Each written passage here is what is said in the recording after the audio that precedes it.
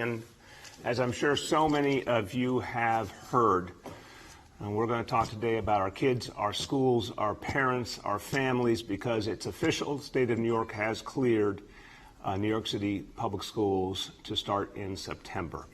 So we are getting ready every single day. We're going to talk to you today about all the preparations being made to keep people health and safety, to make sure we can educate our kids as best possible under the toughest conditions. But so many good people are working overtime to get ready for the beginning of school to serve well over 700,000 students who will be joining us at least part of the week in person. And we're going to go over the details of that plan in just a moment. But first, we've got an immediate situation we should talk about for a moment, and that's the heat advisory that will be in effect today. So the hot weather is back, and I say to everyone, pay attention to Mother Nature.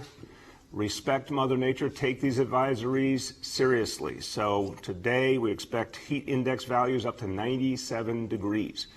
And this heat advisory will be in effect today through Wednesday evening. So we have 3 days of it.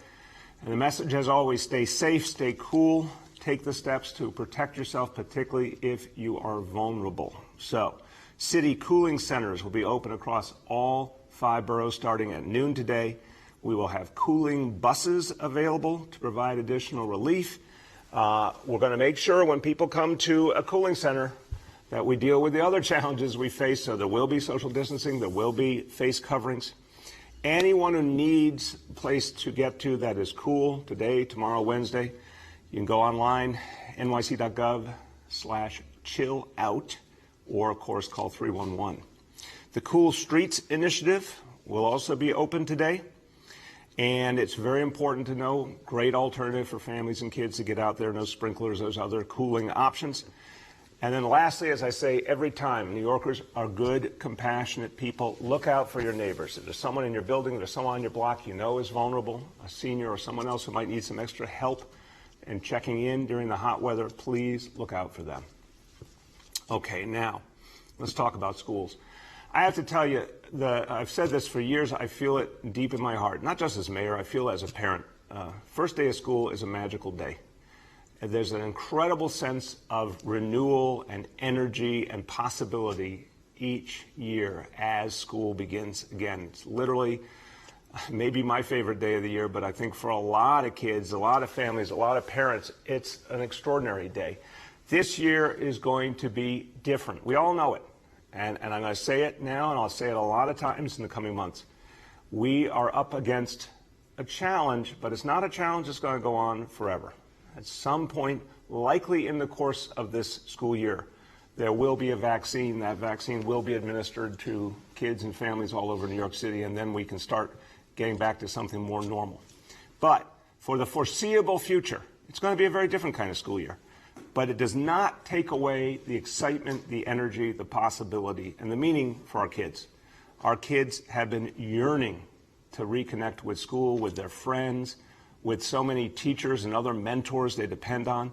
We're going to do it differently. It's going to feel very different. It's going to look very different. Focus on face coverings for all kids and adults, social distancing at all times, constant cleaning.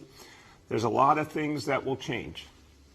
But what will not change is our fundamental commitment to our children. And our educators, our school staff, every day, every year, that's their commitment. No matter what times we're in, they focus on the safety of kids, they focus on the well-being of kids, they focus on the development of kids and the education of our children. That's what they do for a living. That's the path they chose in life. And I want to just thank our educators and everyone who works in our school buildings. Doesn't matter if you work in the cafeteria or you're a custodian, whoever you are, you contribute to that school community.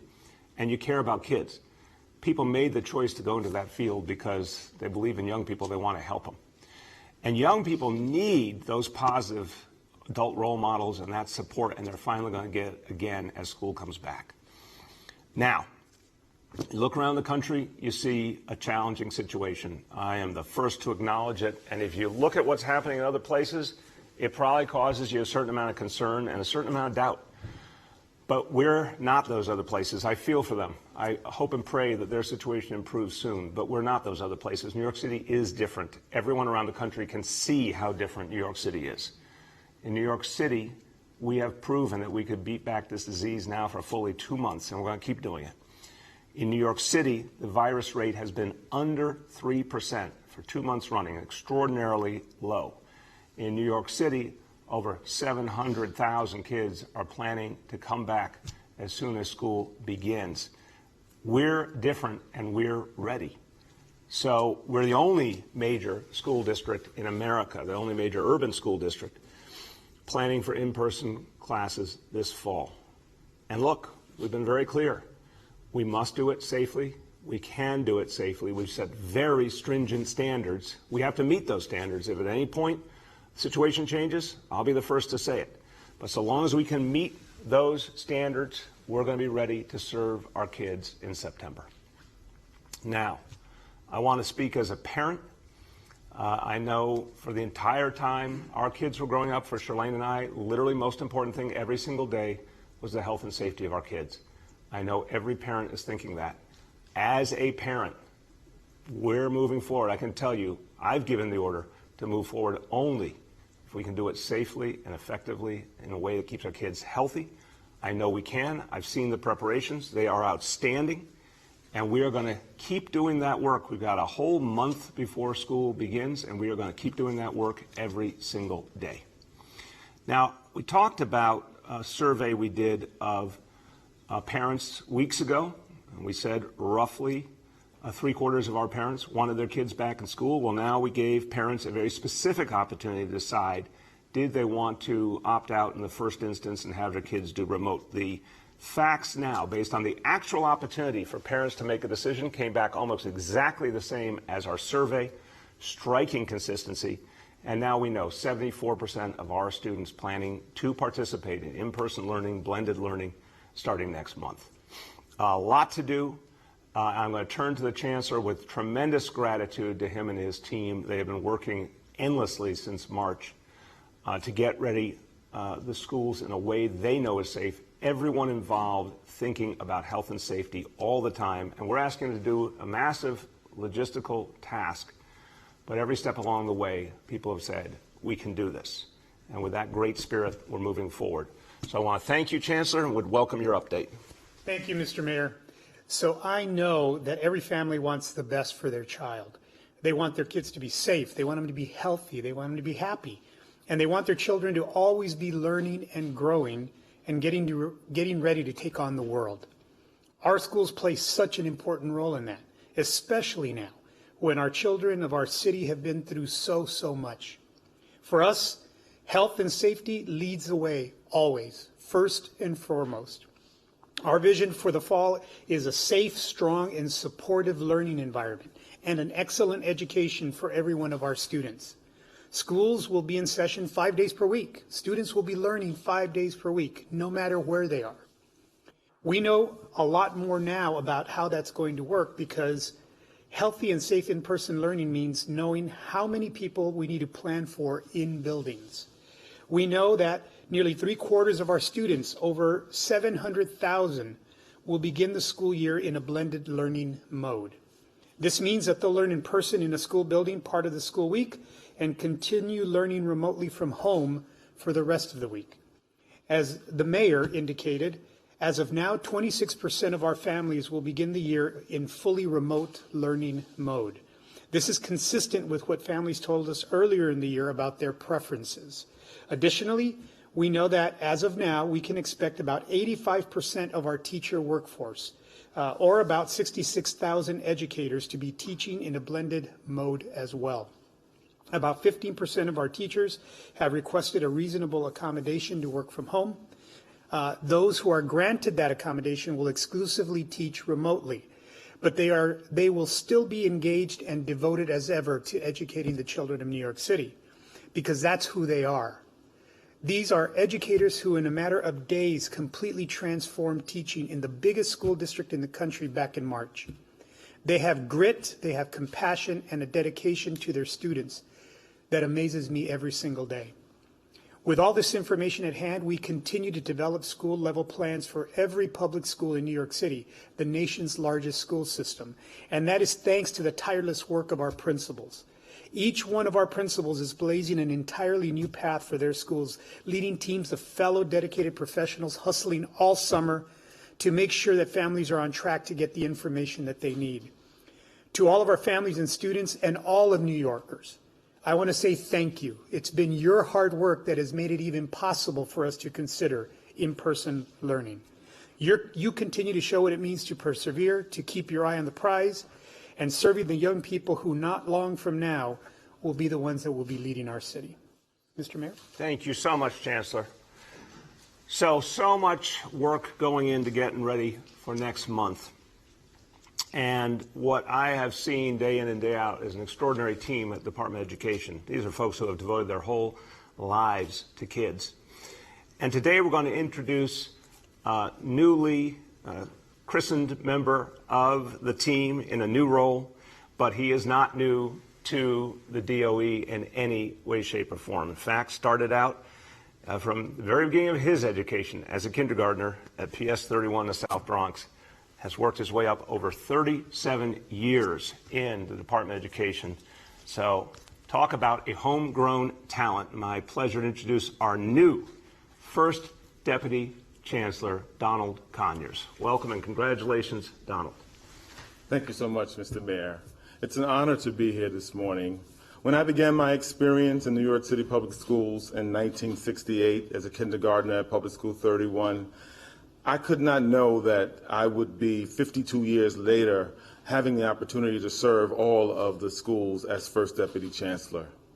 That morning in 1968, my mother, who was also a New York City Public School teacher, sent me into the classroom, and it changed the course of my life.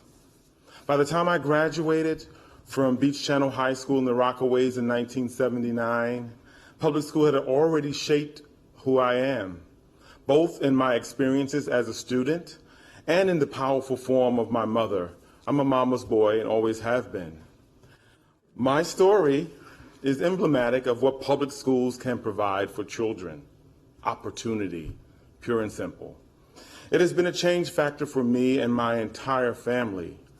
Education is the key to advancement, and my entire career has been about ensuring that the children and other families reap its benefits too.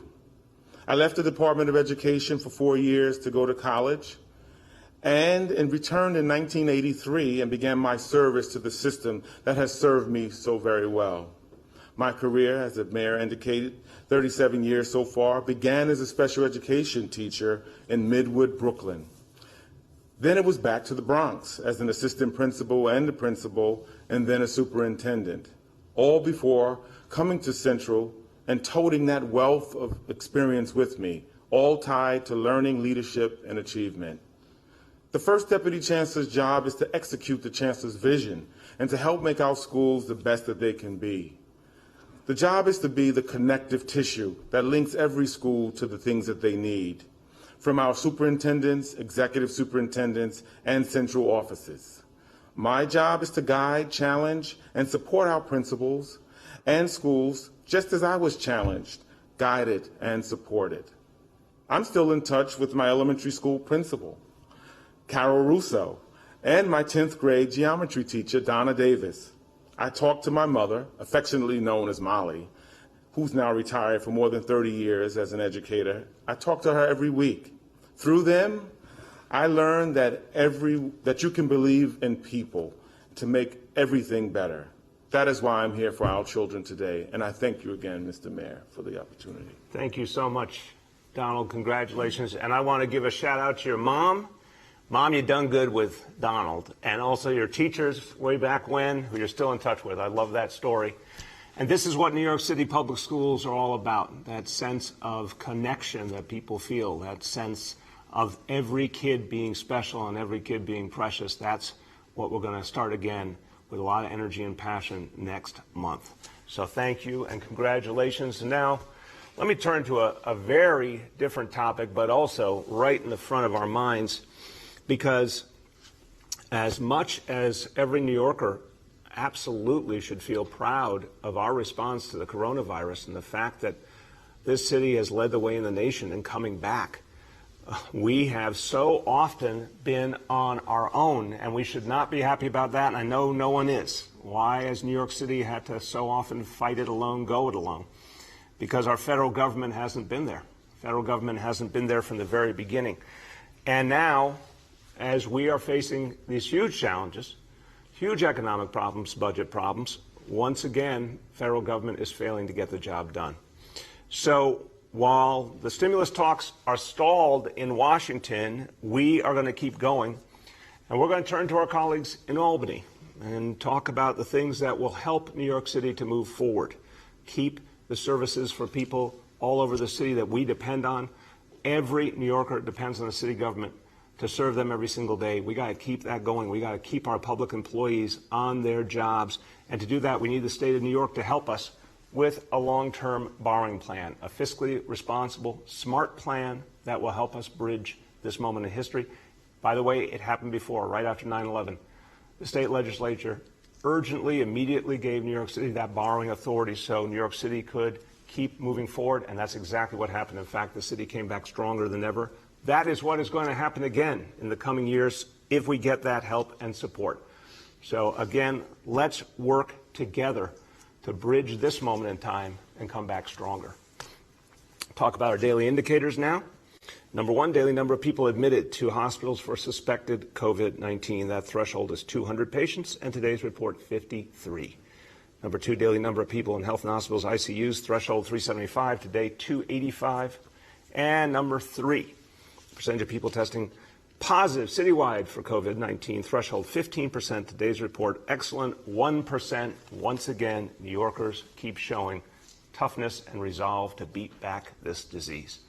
A few words in Spanish. Debido a la baja tasa de infección del coronavirus, las escuelas públicas en el estado de Nueva York podrán ofrecer clases en persona este otoño. Algunos días nuestros estudiantes estarán en las aulas. Otros días tomarán clases desde casa. De esta manera, todos podrán asistir a la escuela de manera segura. Va a tomar mucha preparación y esfuerzo, pero nos vamos a estar seguros que nuestros estudiantes tengan la educación que merecen. With that, we will turn to our colleagues in the media, and please let me know the name and outlet of each journalist. Hi all, joining us today we have Schools Chancellor Carranza, First Deputy Chancellor Connors, Emergency Management Commissioner Criswell, and Senior Advisor Dr. Jay Varma. And with that, I'll start with Andrew Siff from WNBC. Hey, good morning, Mayor, and everyone on the call. Hope you're doing well. When your school's plan came out, the teachers union found fault with the problem of not having a nurse in every school building. I'm wondering, with the coronavirus response plan involving a student who doesn't feel well going to the nurse, does this plan really make sense if you're missing hundreds of nurses? Andrew, great question. We are working on that right now, and I'm hopeful we're going to find a solution in the coming days. It's a real concern. I think there's a number of ways we can get the personnel we need. And on top of having the medical personnel available to each school, we're going to have a very strong presence in our schools from the Test and Trace Corps as well, to make sure in the event of any case that there's immediate follow-up at the school level. So more to say on that in just the next few days. Go ahead.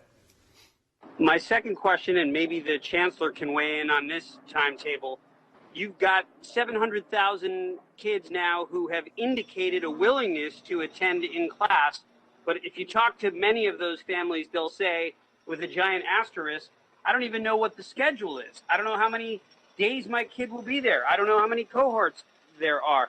So when will families be told what the exact plan is for their school?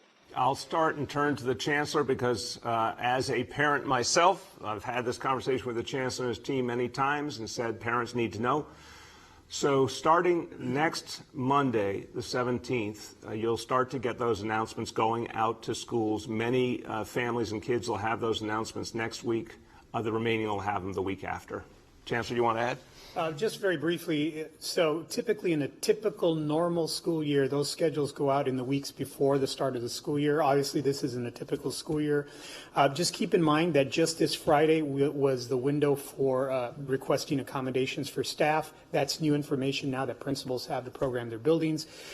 This Friday was also the deadline for indicating complete remote learning for families. So now principals have that information as well. So as I mentioned in my comments, principals are really burning the midnight oil and feel a sense of urgency to get that information to families. And as the mayor has said, that'll be starting on Monday. Next up, we have Ayanna Harry from WPIX. Hi, good morning. I hope everyone is doing well. Was hoping the mayor and schools chancellor could talk a little bit about the process of finding alternate sites for remote learning. I've seen some sites put out there, from cathedrals to, large Chinese restaurants. What's that process looking like, and what are some of the creative spaces we might see students learning in this year? Thank you, Ayanna. I'll start, and if the chancellor or first deputy chancellor want to add, they'll jump in. Look, also a conversation we're having constantly. School Construction Authority leading the way, Lorraine Grillo and her team. And the focus really, Ayanna, has been on facilities that fit education best. So, for example, we've been working with the Archdiocese and the Diocese to use some former Catholic school buildings. Those are the ideal facilities for expanding out. We also need facilities that are close as possible to the schools that kids normally go to. So we're finding some success. There's a separate effort to also find space for childcare to support parents who need kids in childcare on the days their kids are not in in-person learning. So it's moving aggressively, but I think it's fair to say for school facilities, the things that are most like schools are needed for a variety of reasons. For childcare, there's a little more flexibility. Want to add, or? That was well done. Thank you. I got my grade for the day. Okay, go ahead, Ayanna. No, that's it. Thank you. Thank you. Next up, we have Rima from Chalkbeat. Hi, Mr. Mayor and Chancellor Carranza. I wanted to ask you about ventilation. You said that you guys are taking a lot of health and safety measures, and we've seen the various plans you've put out. But it seems like a lot of people still have questions about exactly how the DOE is going to be able to improve ventilation systems at schools. We know that hundreds need, some sort of fixing or upkeep. And so I wanted to know just, how you're going to be able to do that in the next month. And are you going to be releasing new inspection reports to sort of, prove to families and teachers that that work has been done? Yeah, great question. Bottom line is we're on a war footing here. And everyone in the school building is working with extraordinary energy, including the custodial teams, School Construction Authority, everyone, to maximize health and safety in the building. And ventilation is absolutely a part of the puzzle here. Look, there's a small number of classrooms that there's been some issues with. If a classroom is not ready, that classroom simply will not be used. So I want to affirm that to all parents. If any classroom we feel is not fit, we simply won't use it. We'll just segment it off and keep going until we do feel it's ready to go. But the bigger point is this, with a month to go, and the focus on health and safety now has been out there for months previous, the whole school team is working to improve every piece of the equation, including not just what we can do with ventilation systems, but one of the things the doctors have said to us, it's really interesting, Rima, from the very beginning, the top medical folks have said the best thing to do in good weather is open the windows. And we will be doing that in classrooms to the maximum extent possible on top of other types of ventilation. I would only add that we're very cognizant of the month, but this has been happening all summer, where our maintenance crews have been upgrading the ventilation and ventilation filters. And as the mayor said, and I want to double down on what the mayor said, if there is any classroom that is not fit, we will not use that classroom, i.e. why we're exploring alternate locations as well. Next up, we have Liliana from Univision. Liliana? Can you hear me? Yeah. Good morning, everyone. I wanted to ask the Chancellor Carranza if he can give us this update in Spanish for our Hispanic community. Chancellor. Seguro que sí. Muchas gracias, Linnea, por la oportunidad. Como ha dicho el señor alcalde de Blasio, tenemos más información acerca de cómo se va a ver el año escolar este próximo otoño. El viernes terminamos la encuesta para las familias que querían pedir aprendizaje remoto. Eso se llevó a cabo este viernes. Ya sabemos que con esa información más de 700,000 familias o estudiantes quieren empezar el año escolar de la manera mezclada, unos días en clase, en persona, y otros días de aprendizaje de remoto.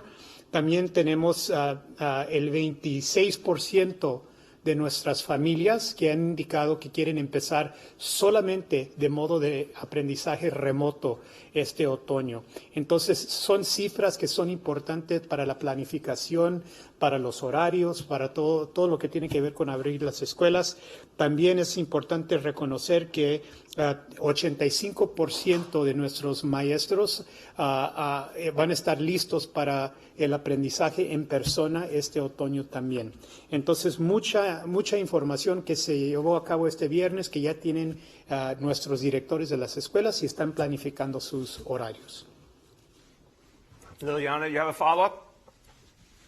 Yes, so I know you already answered this question, but if also can give me this answer in Spanish, is for the teachers and parents who still worried about the ventilation in the classrooms. Please.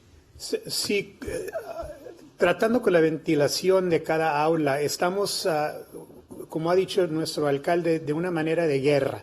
Estamos tomándolo agresivamente en cada escuela. Toitito el verano hemos estado trabajando para mejorar los sistemas de ventilación. Como los médicos nos han explicado que una de las mejores cosas que se puede hacer en una aula es abrir la ventana.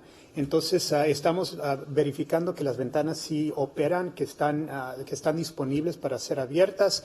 Estamos explorando también otros edificios, otras localaciones, para que si es necesario tener otros edificios, los tendremos.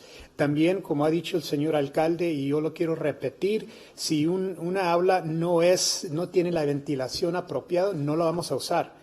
Entonces, la seguridad y el bienestar de nuestros estudiantes y nuestros empleados es el primer toque de que estamos considerando para el regreso en este otoño. Next up, we have Rich Lamb from WCBS Radio.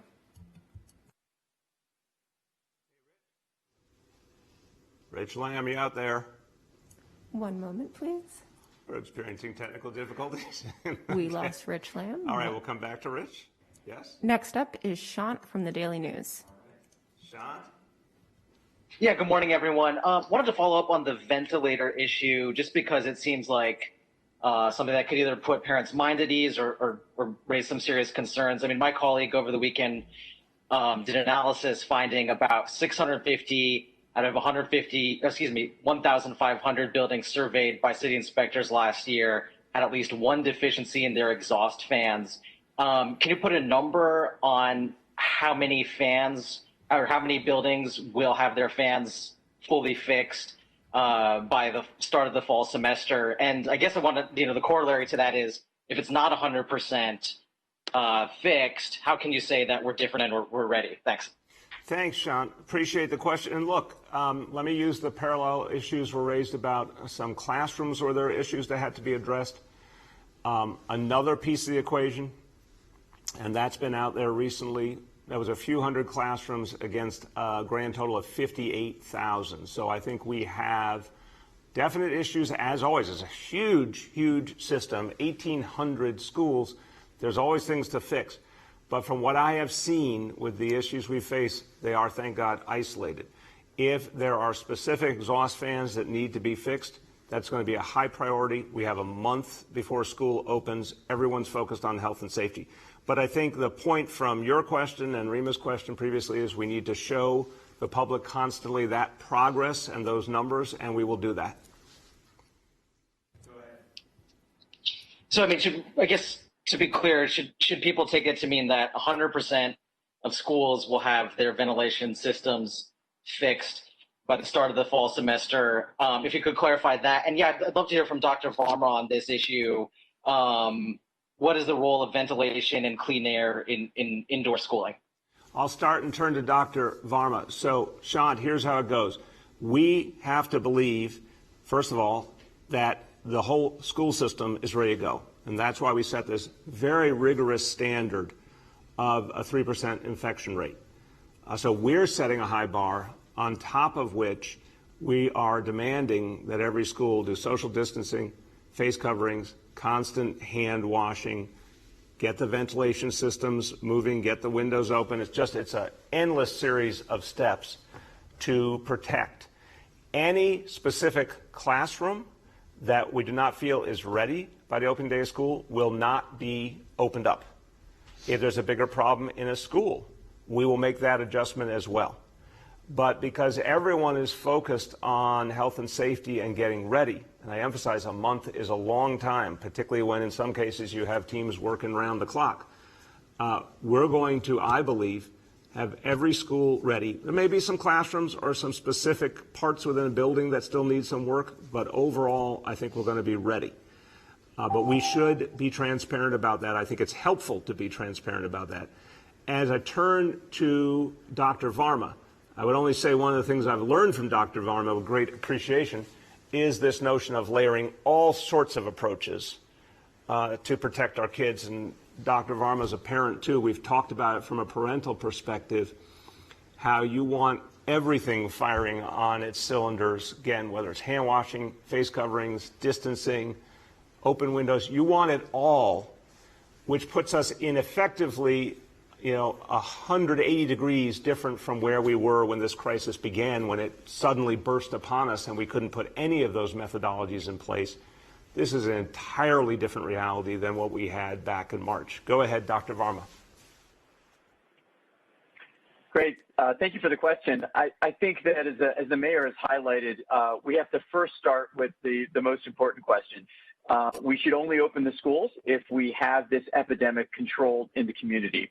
And we feel very confident right now at this moment, based on all of our measures, that New York has good control of this epidemic. And we're going to obviously continue to watch that closely from day to day. The second is, okay, if the schools are now going to be open because we have the epidemic controlled, what are all of the different measures we can put in place that when added up together, make the school as safe as possible? As the mayor just highlighted, we have lots of interventions, some more effective than others. But they really work best when they're all added up together. The first is anybody who's sick should stay out of school. And there's going to be a number of ways that we're going to work with parents and their families to keep track of their kids. As a parent myself, we've been guilty, my wife and I, of sending our kids to school in the past when they may not have been as healthy as they should have been because they needed to go to a certain class. So we need to change that culture for everybody, myself and everybody else included. The second is in the classroom, we know that the majority of transmission occurs within a short range. That is people who are in close proximity to each other. So the ways to reduce that transmission are all the efforts that are going on. Reducing the number of people in the classroom, maintaining that 6 feet of distance from each other, and then really very importantly, being strictly adherent to the wearing of face coverings, because that can reduce the number of droplets that transmit over that short range. Now, added to that is the value and benefit of ventilation. And I think you've already heard that, we all concur and agree that fresh air is the single most important thing. And if you can't get fresh air because of the temperature or the design of the room, the next best is to improve the centralized heating ventilation system, and without the use of air purifiers as well.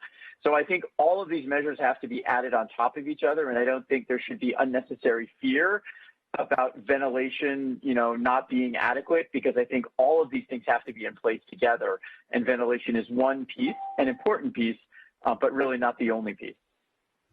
Thank you. Next up, we have Derek Waller from WABC. And is Rich still out there? You won't forget him. We won't forget Rich. No. All right. Derek. All right. Good morning. Hi. I have a specific question that was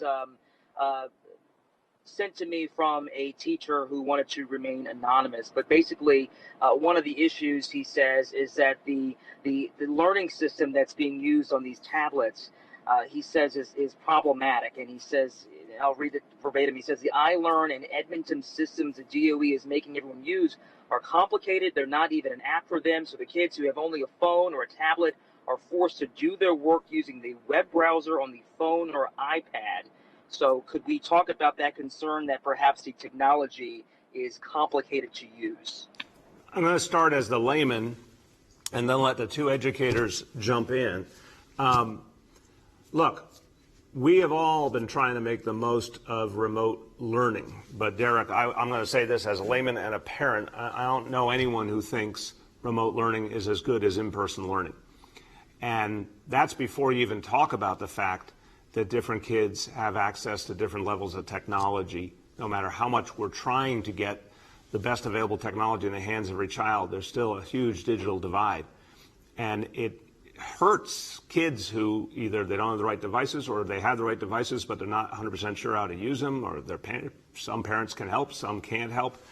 Look, I would just say no matter how much we have to keep trying to perfect the approach to remote learning and make it better, what's clear is under these kind of emergency conditions, we have to also recognize that in-person learning is always better. We're not talking about remote learning that we had years and years to perfect as something we would use for a whole school system. This has all had to be done under wartime conditions. But I do know that nonetheless, my colleagues are working every day to try and improve it. Now, that's my framing. Now to the specific question of the specific approaches being used and the issues being raised. Go ahead. Thank you, sir. I'll start and then I'll ask our First Deputy Chancellor to also add. So we've learned a tremendous amount since we pivoted to remote learning in March. And those lessons we are continuing to put into place. We've also gathered lots of great practices from the field, including our teachers, especially our teachers that have shown us a lot of different ways of organizing what that remote learning looks like. I will say that there are multiple opportunities for teachers to use different platforms. Google Classroom is being used ubiquitously across all of our system as well. So there are some options, and what I would say to my colleague teacher that asked the question, there are multiple platforms for you to explore, and there is help in the Teach Hub on our website. So I would encourage you to look there, and there's more work that is being done every day to try to make it as seamless and useful, not only to teachers, but to students as well. Donald? Thank you. And I would add, thank you, Chancellor, I would add to that that in addition to all the support provided, that we're also working with remote learning champions and our BCOs to ensure that both BCO is a borough, a citywide office which supports schools throughout the city.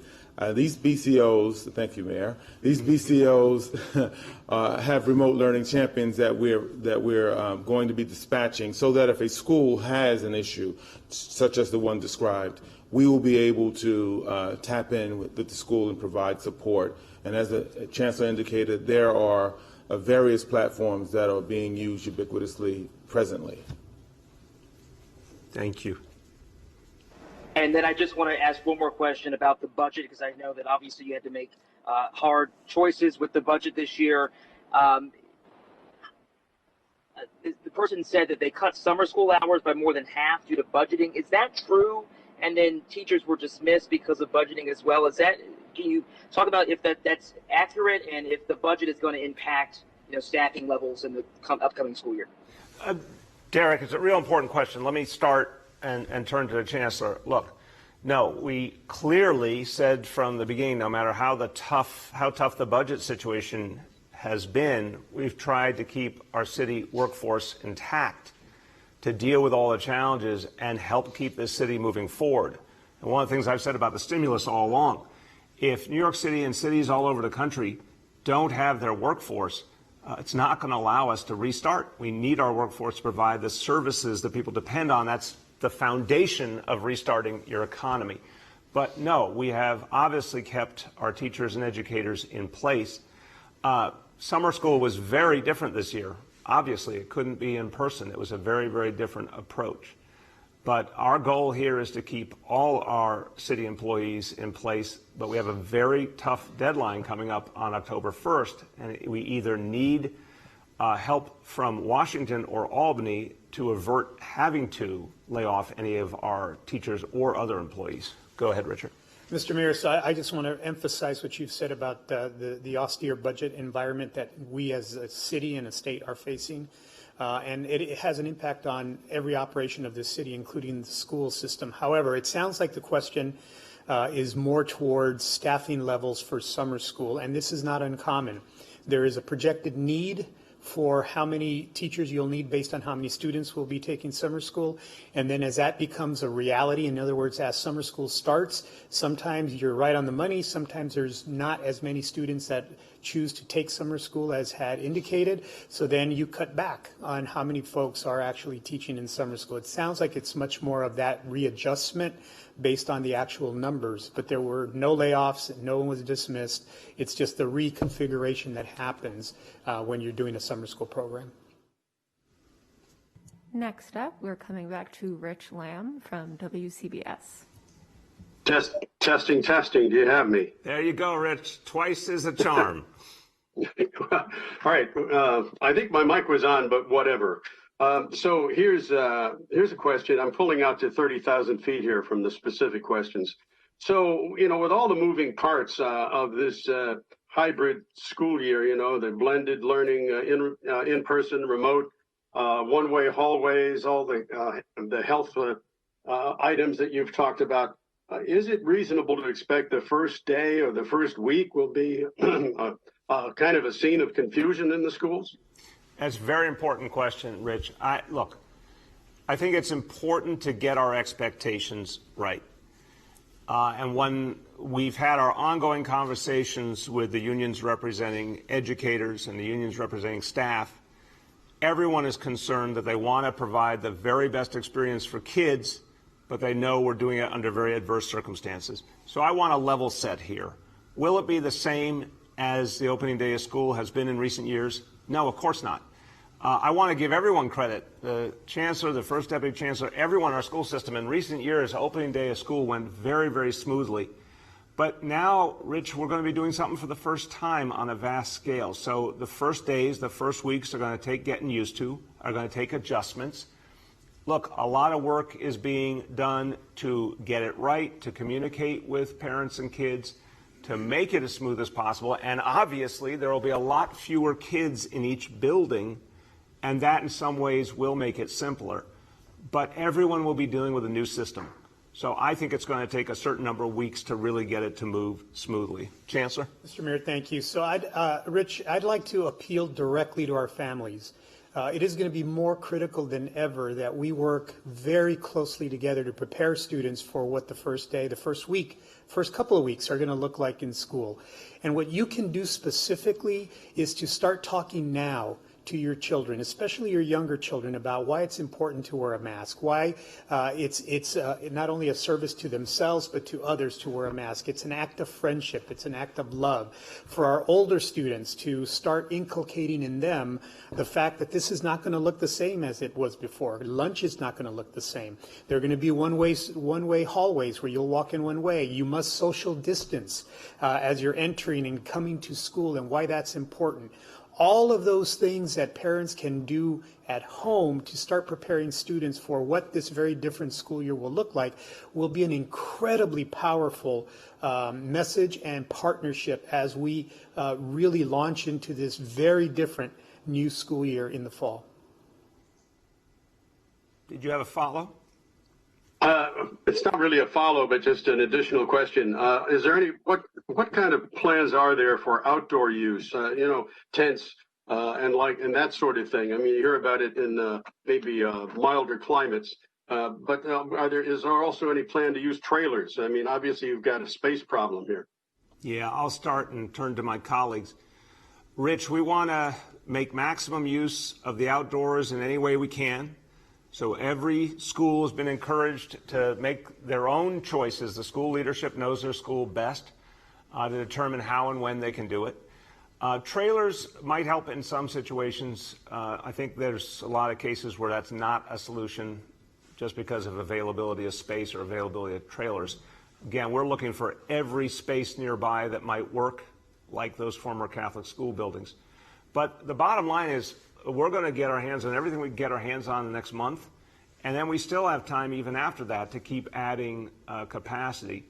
But in good weather, outdoors is definitely something that can add different options for schools. Thank you, Mr. Mayor. Maybe the First Deputy Chancellor would also like to add something to this, but the conversation around outdoor space is something that we've been asked a lot about. And absolutely, we've given schools the opportunity to explore what that might look like in their own school environment, their neighborhood, adjacent buildings. That's part of the planning in terms of what we're looking at in terms of, I call it swing space, but additional space for schools that need more space. But as a teacher, if I put my teacher hat on, and now I've set up my classroom, and let's say it's outside, it's under a tent, I've got all of my materials, I've got everything set up to go outside as a teacher. And it works great for 3-4 days. And then I have Hurricane Isidro that comes in. And imagine, you have to break that down, and then the question becomes then, where do you put that? Because all of the indoor space has already been allocated for classroom spaces. So when the mayor and I talk about it's absolutely an option, it's not an ideal option. We're talking about it from that very practical lens of if it's not a good option on any particular day, then where do those students, where do those teachers, where do those materials, where does that go? And if you already allocated everything else, it becomes problematic in that way. Donald? I would just add that while I agree wholeheartedly with the Chancellor and the Mayor, there are opportunities for physical education for those classes already programmed, so making use of the outdoor. But to go beyond the schedule, we then transgress the 33 or go beyond the 33% model, for example, causing a problem. And for our last question today, we go to Bobby from New York One.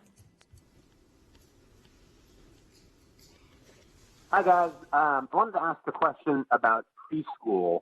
Obviously, things are different for the older kids than they are for the younger kids. Preschoolers have never been to school before in some cases. They may have issues with transitioning. How are we going to treat that? Will parents be allowed into the classroom at all, even in the first days of school? Yeah, it's a great question. So I think nothing is more priceless to me than our youngest kids and what we've done with pre-K, 3K. This is a challenge for sure to make sense of it in this situation. Now, I'll let the educators speak to it. I can say two things definitively. One, we have to be very careful about parents coming into school buildings. That's not going to be something we allow under the vast majority of situations just because of the health issues we're dealing with. So what we would have done in normal times, we're not going to do now. Second, I can tell you many scenes from the childhoods of my children where I thought in their youngest years they were going to have a horrible separation experience, and I was ready to stick with them and help them through, and what quickly became apparent is they couldn't wait to see their friends, and they said a very quick goodbye to me and ran into the classroom. So I think what we learn as parents is our youngest kids are incredibly adaptable. They yearn for that social experience. They love to be with their teachers and their friends. I think we'll find that folks are going to find a way to make it work. First days, as always, will be a little bit challenging, but then we'll find a way to make it work. So that's the layman's view. Educators, what do you say? I would take the layman's view. That's exactly what it's going to look like. We've seen that already with some of our youngest learners in our rec centers, where they've been very adaptable and they've done a good job. Donald? Yeah, nothing to add, sir. Go ahead. Okay. I also wanted to ask about testing. Obviously, testing is important now that we're trying to remain below that threshold, that 5% threshold. I wonder, what are we doing in terms of encouraging people to get tested? Maybe this is the question for Dr. Varma. At this point, should people go get tested if they don't have symptoms? Should people get tested more than once? Should they be going as often as possible? Because that's going to affect the percentage of positive tests that we get back. I'll start and turn to Dr. Varma. It's a great question. The answer is we definitely want to keep encouraging people to get tested, especially those who haven't been. We have a lot of testing capacity. It's continued to grow. And the striking thing has been, as we've added more and more testing capacity and more New Yorkers getting tested, the numbers stay so consistent. And that says so much to us. So the basic answer is yes, people should keep getting tested. But go ahead, Dr. Varma, to the specific questions. Yeah, thank you for the question. We continue to believe very strongly that we need to expand testing throughout the city. And that means not just increasing our capacity, but actually actively encouraging people to seek out testing. The reason that is so important is that we know this infection can be spread by people who don't currently have symptoms or don't feel like they have symptoms. And one of the only ways that we can get ahead of this virus is making sure we identify those people as quickly as possible, separating them safely, identifying their contacts, and separating them as well. And so the only way we can do that is by having New Yorkers continuously and regularly seeking out as much testing as possible. Now, the question about percentages, one of the advantages to actually having widespread testing for people with or without symptoms is that it helps ensure that the numbers that we report on confirmed cases are a much better reflection of actually what's going on. One of the reasons we haven't sort of publicly every single day talk about our number of cases is because we always worry about whether they're a real accurate measure of how much is going on in the community. But the greater percentage of the population you're testing, the more reliable that data becomes. So we really do encourage New Yorkers to continue to get tested, whether they have symptoms or not. And it's going to be particularly important as more and more offices, schools, and other parts of New York return back to normal. Hey, Jay, would you just add one more piece to the question, because I think it'd be very helpful for New Yorkers to hear this. If someone got tested, when do you think they should get tested again? What's just a good rule of thumb for someone asking themselves, hey, it's been a while, should I go back again? Yeah, you know, there is no formal guidance as yet, but it's something we're working on. But the rule of thumb that I follow myself and I encourage others to do is to make sure you're tested at least once every month. That's kind of a good rule of thumb. You know, in an ideal world, we would have, you know, readily available tests that people could even just give them in their homes, but we're not in that world right now. So about once a month is practical, and then to consider getting tested immediately if you are exposed to anyone, if you have recently traveled back from a place that has a high rate of community transmission. And then it's also something to consider if you may be visiting a relative or a friend who has a vulnerable condition. Excellent. Thank you. Well, look, everyone, as we conclude today, just a simple statement about our public schools. First of all, I want to say a profound thank you to all our educators, because they are working so hard. And I want to emphasize, a lot of them have given up a lot of their summer to get ready for serving our kids again this fall. I thank all the educators in New York City for the hard work you're doing. I know you love our kids, you want to be there for them, and thank you. To the parents and to the kids who have, you know, persevered through everything, I also want to thank you. What we have here is a great New York City story of strength and resilience. And it's also a reminder what our public schools mean to begin with. Once upon a time, there were no public schools.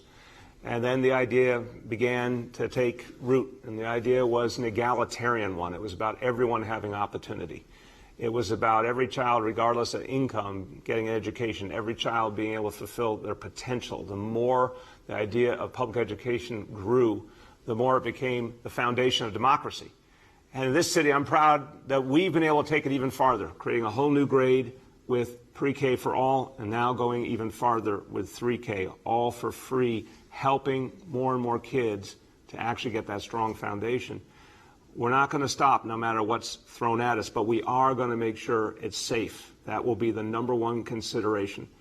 But I'll finish simply by saying, when I think of public schools, I think of our values as New Yorkers. I think about the idea that everyone deserves an opportunity and no one gets left behind. That's what our public schools do for our kids every day, socially, emotionally, educationally, in terms of the food they provide, the health care they provide, the mental health, the physical health, you name it. The schools are where many of our kids get the support they need. And you heard the beautiful story from Donald about him coming up and the teachers who influenced him. Every New York City public school student has a story like that, of a teacher who was there for them and changed their life. And that's why it's so important that we be ready in September for another strong school year in New York City to serve the kids we love. Thank you, everybody.